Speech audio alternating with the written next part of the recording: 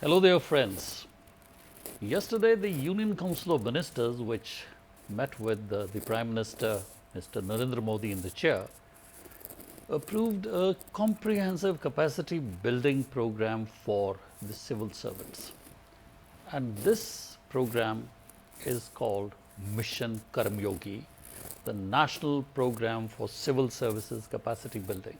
Mind you, it is not just training, it is not just human resource development, it is capacity building at various levels, individual level, institutional level, and at the process level.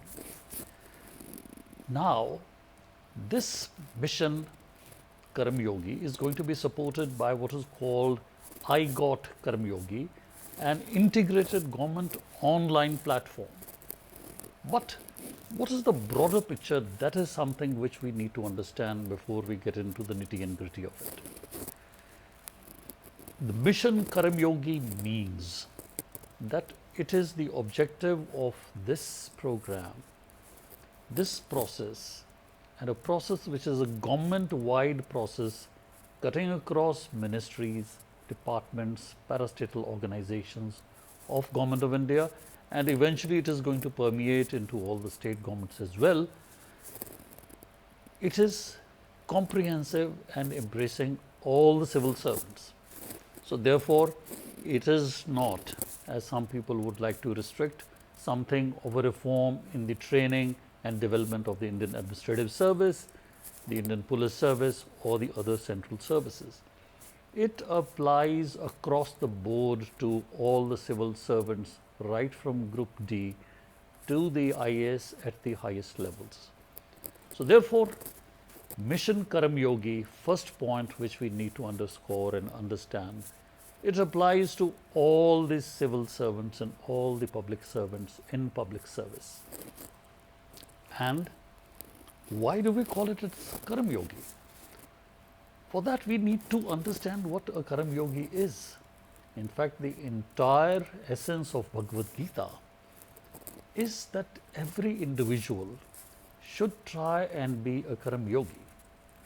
And those of you who may recall, the motto and the slogan, whatever you may call it, of Indian Administrative Service, adopted in 1969, is Yoga Karmasu Kaushalam. Now, what does that mean? Yoga Karmasu Kaushalam, that please do your duty, your calling, skillfully, but not just kushalta se, but kaushalam, with a discerning mind. So wherever you are, whether you're laying a brick, whether you're an architect, whether you are a district magistrate in a district, a commissioner of income tax, or a lowly class 4 or group D employee standing there, whatever your duty is, do it with a sense of full commitment and full skill. Elevate your work to an art, to a craft. So that is how you become Karmayogi. And what is important? While doing your duty, while pursuing your higher calling as a public servant, as a civil servant, do not expect any pecuniary rewards outside of the salary that you're getting. More importantly, it's not just about illegal gratification or gifts outside your legal remuneration. It is about whether people are going to like it, not like it. You are doing your duty. You are called upon to quell an unlawful assembly. You use the minimal force. That is your karma. That is your dharma. Dharma not as in religion. Dharma as in sacred and pious duty at that time. So it is therefore a transformative, and I must say a very ambitious program of Government of India, so that we can transform our civil servants at all levels into Karmayogis. And not only cutting across the gamut of civil servants, but also the individual progression of a civil servant when he is recruited in any department. He would like his promotion, self-development, and also having his own professional development. So all this for the first time in independent India, we've often had training programs coming very, very ambitious training programs, but they've been fragmented and segmented. But this is for the first time such an all-embracing and a comprehensive reform and a process led from the very top is going to be implemented with immediate effect. So, what does this program actually want to do? It says that civil servants, now this is a tall order, it's not a simple thing to achieve. Every person, in fact, in my opinion, what are the attributes of a civil servant or a Karmayogi henceforth, and even a private citizen can try and emulate? You should be proactive but polite. You should be professional and progressive. For Shalom, if you're a doctor, do with surgical precision whatever your duties are. Energetic and enabling. Not only are you energetic, but also enabling the entrepreneurs of the country to do well, not admitting impediments into their march and progress. Transparent and tech-enabled. Beautiful. So, don't shove in material and information under the garb of the Official Secrets Act, but in the true spirit of the Right to Information Act, be proactive in your disclosures. Be tech-enabled. Get rid of those sloppy files in paper format and put them onto the internet for the people to see what is the process of decision and what type of decisions are being made or decisions taken in the government. Creative and constructive. You've got to be creative, innovative. Don't say, this is how this thing has been done since 1947 in my department. That thinking has to change, and this program underscores as an objective to convert our civil servants into creative thinking individuals who are constructive. The idea is not, when a proposal comes, to put objections that such and such rule is violated or such guidelines are being violated. Of course, the law of the land has to be complied with, but constructive. Tell the person that do this, these are the formalities, these are the conditions precedent which you must comply with, and your proposal shall be cleared. Imaginative and innovation. Einstein said, without imagination you can get nowhere. Skills, etc. can be learned, but imagination is something which really ignites this whole process of reform. So friends, this program wants to transform the civil servants into Karmayogis, cutting across the levels of seniority, cutting across the levels of ministries and departments countrywide. But more importantly, if you trace an individual, you are going to kind of a lifelong log for him to grow as an individual, to grow as a human being, to grow as a professional. But what is all this in aid of? This is all centered around the citizen. In private sector, in corporate sector, we always keep on talking in terms of customer focus. In fact, it is almost a mantra which the CEOs chant, hey, I'm going to focus on my customer. But sitting in that corner office, you have perhaps not met your customer even one. The person who reports to you and the person who reports to him and the person to whom he reports, he may have dealt with a customer, perhaps never on face-to-face basis. But here the overall objective is to make this process citizen-centric. Citizen is the reason why we exist as a civil service, why minimum government and maximum governance slogan the Prime Minister has on previous occasions stated. Because we are here to help and facilitate, not to harass the citizen. So even if you are doing a policing function, it is ideally to assist and provide security for the ordinary citizen.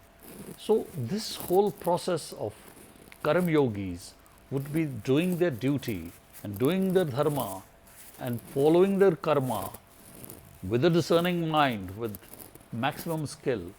But for what purpose? For the purpose of being assistance to the citizens of this country at every level, whether it is a welfare scheme for a landless laborer, whether it's a mandi produce of the farmer, whether you are a teacher teaching in a university or in a pre-primary type of environment, whether you are in the industries department trying to facilitate the new entrepreneurs. You have to work ultimately for the citizen, and if there is welfare of the citizen, there is welfare of the country. So this whole change of paradigm of putting the citizen at the center and to facilitate him, what good are the qualities of that civil servant or a public servant or a Karmayogi if he does not facilitate the welfare of the common man? So citizen cutting across caste, color, creed, gender, to help him, cutting across race, cutting across languages, cutting across states. We are all citizens of India, and the whole objective is to train the mindset of civil servants at all levels that we are here to follow and do our duties. Now, one thing which I really, culling from the press note which was delivered of the Press Information Bureau, so it talked, as we have already said, capacity building at the individual, at the institutional and process level. Sometimes the process itself is so cumbersome that the process kills the proposal. But for what? For what are you building up this capacity? For efficient public service delivery. Again, citizen at the center of things. That is the basic objective. If this whole comprehensive reform is to be of any good, you have to put the citizen in the middle of the things. Now, this is very important point, and I think this will change the paradigm in thinking. We have to transition from rules-based type of posting and public servants to roles-based. Now, often we have seen in management jargon books that private sector is entrepreneurial organizations, they are based on mission. On the other hand, governmental and bureaucratic organizations are based on rules. You are bound by rules, lakir ke fakir, and therefore, at the end of the day, your mission, which is the welfare of the citizen, that does not get addressed, and what gets complied with are the rules, while the citizen is suffering and is harassed. So now, these set of reforms which have been flagged off yesterday and unveiled, and I'm going to come to the architecture in a short time, is going to be focused on the role. What is your role in this post? Switching gears. You could be a police officer here. Tomorrow you could be the CMD of a state public sector transport undertaking. You could be an IAS officer looking after the technical education department today. But tomorrow you could be posted an urban development authority where you want to implement master plans and also bring in private sector investment while providing cheap, affordable housing for the general people. So very challenging public sector assignments, but it is now going to be role-based. Now people often say, and this is a criticism which we often hear, that IAS officers, civil service, bureaucracy in general is bound by rules. They simply are saying, rules don't allow. Now, let me tell you, in all the service rules, including from the All India Services Act and the rules thereunder, the conduct rules, and the same apply to all the central services down till the Group D, and the same almost in the state civil services. A fundamental and a cardinal principle is you will act in accordance with your best judgment. So already the rules are providing that you shall act in your best judgment. Discerning mind, yoga karmasu kaushalam, kaushal ke saath, na sirf kushalta ke saath. That is what you are doing as a public servant. With a discerning mind, in your best judgment, except when acting under the written instructions of your immediate superior. The two important things, written instructions and number two, immediate superior. If your superiors is giving you instructions, you have to get them confirmed in writing from your immediate superior.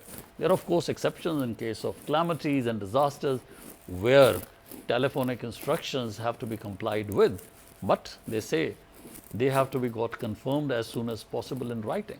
So already, in spite of whatever you might say, it is our own weakness as a civil servant that we sometimes pass on the buck and throw the file upwards for the sake of safety, security, instead of taking a decision which you think is the best because you are empowered and authorized to do so. But now this point is going to be reiterated as a part of a national mission, that if this is your role, do not just go by the rules, go by the mission. And the idea is to have the maximum welfare of the citizens of the country. And for this, any transformation requires training, persistent training, and training which falls within a process, within a conceptual framework. You can't have a segmented and a fragmented training. Today I go and have a 1-week course in the Right to Information Act, and after 6 months I'm doing a 3-day course on sexual harassment in the workplace, and then after that I'm trying to do motivation and leadership somewhere else. Whether this is going to be a harmonious transition in building to my personality as a better public servant, as a Karmayogi who's being paid from the public exchequer for the benefit of the people. So now for the first time, this whole comprehensive, coherent and consistent framework cutting across, as I said, the various departments and ministries and applicable to people of all levels. And thanks to COVID scenario, I think this is one of the greatest positive byproducts. As William Shakespeare said, sweet are the uses of adversity, which like a toad, ugly and venomous, wears yet a jewel in its crown. So this COVID scenario really has taught us that the answer to training is not physical trainings, not on-site. You be on-site with reference to your place of work and off-site, which generally we followed. So for instance, in the institute where I work, the Mahatma Gandhi Punjab State Institute of Public Administration, if we were earlier having a batch of 30 people, 40 people, maximum 60 people, there would be dropouts. Now we are running training courses where as many as 800 people out of 1,000 who had enrolled are actually online. When it comes to disaster management, when it comes to stress management, when it comes to land acquisition issues, when it comes to various other issues which directly impinge upon the people at large. So therefore, two things which have been emphasized very clearly from rule-based to role-based, and that role, the discerning decisions, which the rules already provide, thou shalt act in your best judgment and in the privacy of your home, in your office, through the internet, talking virtually face to face. See the spread, see the convenience. What would be a 1-week course of me flying to Pune, TA, DA and so on and so forth, being cut off from my home and office and come back. Now when we say a 5-day course, it could literally means 2.5 hours in the forenoon or the afternoon, and within 5 days, while attending to my normal duties, I could actually re-energize and recharge myself. So this whole emphasis on online training, on-site as against off-site, is going to be something, an underlying paradigm of this tremendous reform that has been unleashed. Now, sometimes we announce big programs, but there is no leadership, so to say. So, if this ambitious program has been unleashed, which has to have impact all over the country, all over the civil service, and at civil servants of all levels, we need to start from the very top. and very top means you've got a human resource council headed by, human resource commission headed by, I beg your pardon, human resource council headed by none other than the Prime Minister of the country. So this HR council of the Prime Minister is going to be the apex strategic body. This is virtually going to be a mini cabinet. In many ways, you can say it is like an empowered cabinet subcommittee headed by the Prime Minister. So if there are issues in terms of interministerial, interdepartmental coordination, these are all going to be sorted out here. If there are questions of any issues and problems to be resolved, it is here. If some policy decisions have to be taken, this is the Prime Minister's Council that is going to help sort out. And also, it gives a level of seriousness that this is not something which is going to reside within the DOPT, the Department of Personnel and Training, and therefore there is one joint secretary who's in charge of it, and at the end of the day he's putting up an annual report by merely consolidating what the other people are doing. No, here is a program which is under the direct and personal supervision of the Prime Minister himself. So therefore, Prime Minister's HR Council, this is going to be the apex body, virtually a kind of a mini cabinet. And here is something which is very important: Capacity Building Commission. We have a number of national academies. For instance, we all as IAS officers cherish the Lal Bahadur Shastri National Academy of Administration.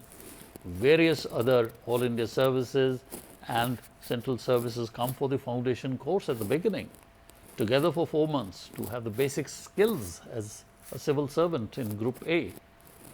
But once you are done, the IAS officers continue in the Lal Bahadur Shastri Academy, the IPS officers goes to the National Police Academy in Hyderabad, the Indian Audit and Accounts officers may go to Simla, while the income tax and the IRS officers go to the National Academy of Direct Taxes in Nagpur. So now this Capacity Building Commission is literally going to supervise and oversee, without getting into their internal functioning, of these national institutions. So therefore, what is going to be the training at the induction? What is going to be the training after 5 years of service? What is going to be the training after 15 years of service? For instance, when we joined service in the IAS, you had literally phase 1 and phase 2, 2 years of training, and you are a done deal, and you then go to your posting in your cadre allocated as a subdivisional magistrate, and thereafter you have a sporadic course. There could be compulsory training, sometimes you would be relieved, sometimes you won't be. But then as we progressed, we found there were phase 3, phase 4, phase 5. It's a different thing that we were too senior to go through phase 3 and 4. And I remember in 2012, when we met together as a batch for phase 5, which was really preparing for the highest posts, one found that this type of training provides not only re-energizing yourselves, but a lot of peer learning. Imagine 100 odd officers with literally 28 to 30 years of service being together, how to do things, how not to do things, pitfalls to avoid. So this Capacity Building Commission is going to be supervising all these national institutes so that they have something which is harmonious. It is not that everything person is doing their own thing. You can have innovative approaches, well and good, but within an overarching framework.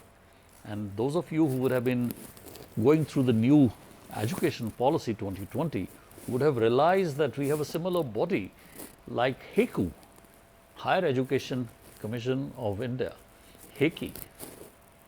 Earlier you had the University Grants Commission, you had the All India Council of Technical Education, the National Council of Teacher Education, and so on. But they were working in silos, and now you have in that proposal a Higher Education Commission of India. So similarly, this capacity building commission is going to have an annual capacity building plan, which the Prime Minister's Council is going to approve. They are going to set guidelines for the mid-career training courses and also analyze the learning related data, how effective and efficient the training which is being imparted is.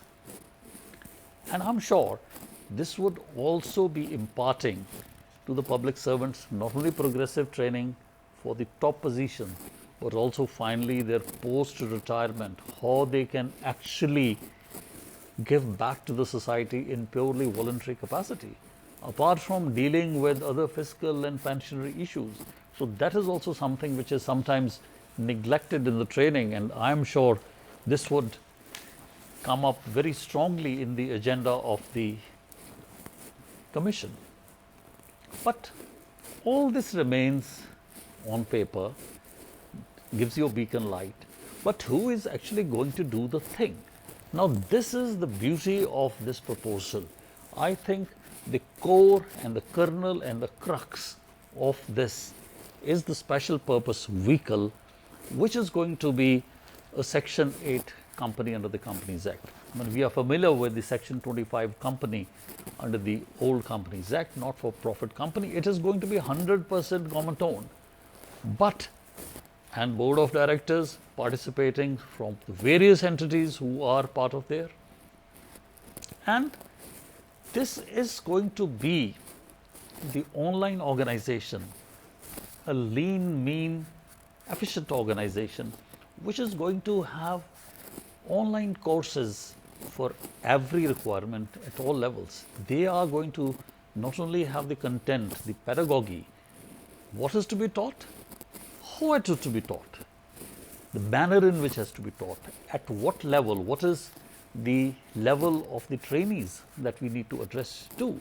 Obviously, something which is meant for a PhD student, you cannot, apply the same level to a primary school teacher. So, matching whatever is being taught to the person who's the recipient, the trainee. And the beauty of this is it is going to be self-financing. Each employee, they say, there may be, I think, gradations in terms of what group service you are. Every employee is expected to contribute on annual basis 431 rupees. What you may say is the purpose of the employee contributing, because it is not only a training to you as a public servant, as a civil servant, but as a Karmayogi, you are evolving, you are also having a self-development, a self-improvement, your own qualities of head and heart, of handling the various circumstances, the ups and downs of life, which are going to carry along with you after retirement. So 431 rupees, friends, rather than just raising resources, is also a signal for the employee that there is something, a takeaway which is personal to him and not merely in his capacity only as a public servant. A Karmayogi remains a Karmayogi even after his superannuation. So that is the underlying message which we kind of draw from here. Now, in this whole process, we sought and underlined and underscored the fact that we were talking about the citizen-centric, but after all, every employee, and we say Karmayogi.